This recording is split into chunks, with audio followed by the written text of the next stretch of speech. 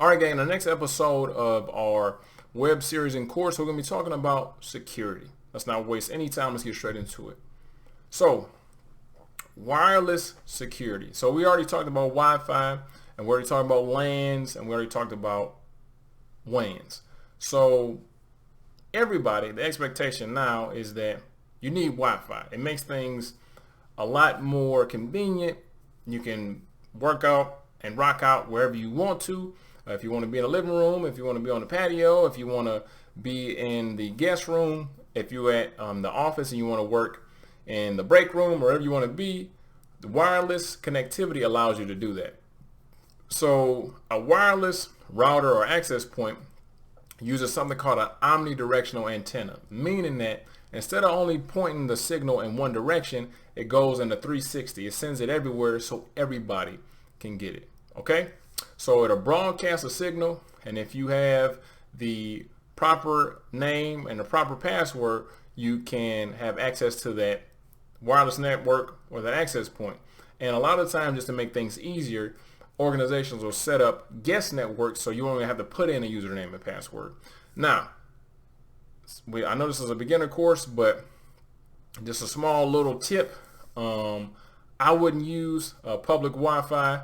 If you want to know why, just go inside any Motel 6 or go inside a McDonald's and try and connect to the Wi-Fi. Make sure that I'm in there, and I'll show you firsthand where you should be using public Wi-Fi. But all jokes aside, public Wi-Fi is unsecure. That's the main thing. It's not secure, so hop on there at your own risk. And future courses, not in this course, will go a lot deeper. We go deeper in A+, and we go super deep in Security Plus about security. But the thing we're talking about right here is WAPs, or wireless access points. That's what WAP really stands for. So WAP stood for that a long time ago. If you don't know what the hell I'm talking about, what I'm referencing, don't worry about it. But WAP stands for wireless access point, and it uses an omnidirectional antenna which goes in all directions. All right, so these are the standards for wireless. So if somebody says 802.11, that means wireless. 802.11 is the protocol that governs wireless standards. 802.11, as soon as you hear those numbers, boop, he's talking about wireless. As you can see, I'm not going to read off all these numbers, but as you can see on this chart, there are different variations. We got A, B, G, N, AC, and each one of these run on a different frequency. They have different speeds. They have different ranges of how far they are. These speeds can actually be maintained, so on and so forth. All right, so I'm gonna give you guys a couple minutes to soak this up. For example, 802.11n, it can use 2.4 and 5 gigahertz. Those frequencies can be changed because some devices may run on the same frequency or different frequencies, and the frequencies may be incompatible. So sometimes you may have to change from 2.4 to 5 gigahertz, so on and so forth, because you may have other devices that are interfering with the wireless devices. And you also have different channels that you can use as well on your router and things like that. We got range. What has the longest range? So 802.11n, it could be up to 300 feet or greater, depending on where you at and what's going on. But like I said, the main thing is that this chart is just going over different wireless standards. Okay? All right, so on the actual router, right, you have a way to, or the access point, you have a way to set up a name. So the name is the SSID, or the service set identifier. Just like this picture says, when you go to Starbucks, Starbucks Wi-Fi is the SSID. When you go to your house, it can say FBI surveillance van.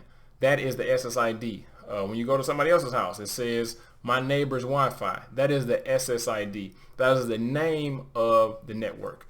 Now, if you want to, extra step of security, you can actually not broadcast the name of your network. Now, people can still find it, but they have to do just a little bit more work.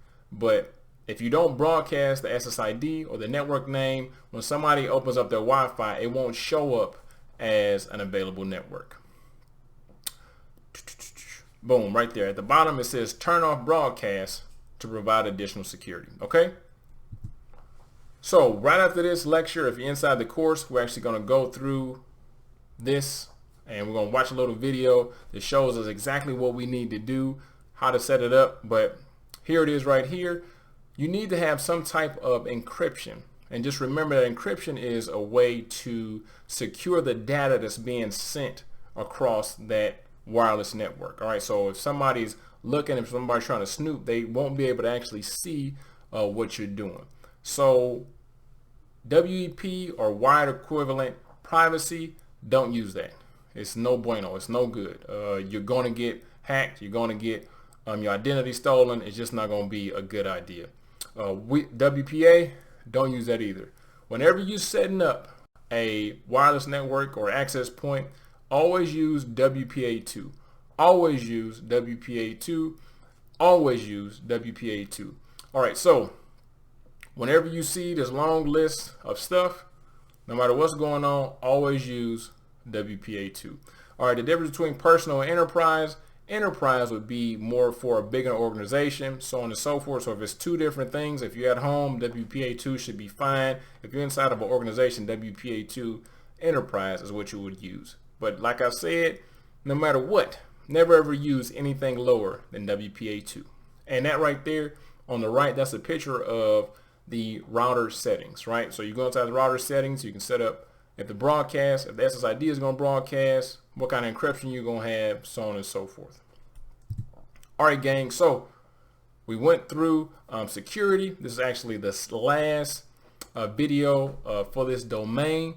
After this, we're going to go inside of a test to see how much information you retain, and just so you can see exactly where you're at as we learn all the new things we learned. If you're not inside of a course, head over to itmasterkey.com. Make sure you like this video. Make sure you subscribe. Other than that, I'll see you in class.